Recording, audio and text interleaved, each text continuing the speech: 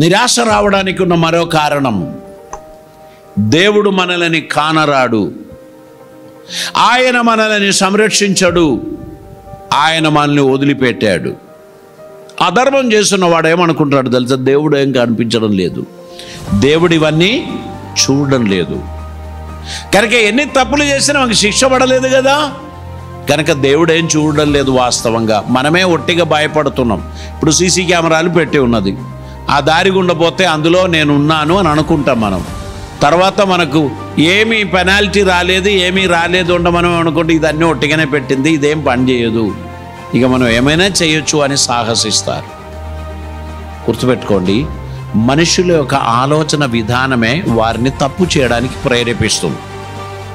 దేవుని విశ్వసించవలసిన మనుషులు ఏమీ కాదు, దేవుడు ఏమీ చేయడు అని అనుకోవడం బట్టి వారేం చేస్తున్నారు? నేరాలు ఘోరాలు చేస్తున్నారు. అప్పుడు మిగిలిన వారికి కూడా నిరాశ వస్తుంది, నిరుత్సాహం వస్తుంది. ఎందుకు ఈ భక్తి, ఎందుకు ఈ విశ్వాసం, ఎందుకు ఈ యథార్థత? మనం కూడా అందరిలాగా ఉంటే సరిపోదా? మనకెందుకు ఈ పట్టు, మనకెందుకు ఈ భక్తి? మనం కూడా మిగిలిన వారిలాగా జీవించవచ్చు కదా అనేటువంటి ఒక ఆలోచన మనుషులకు వచ్చేస్తుంది. ఇది ఏం కలుగజేస్తుంది? నిరాశ కలుగజేస్తుంది.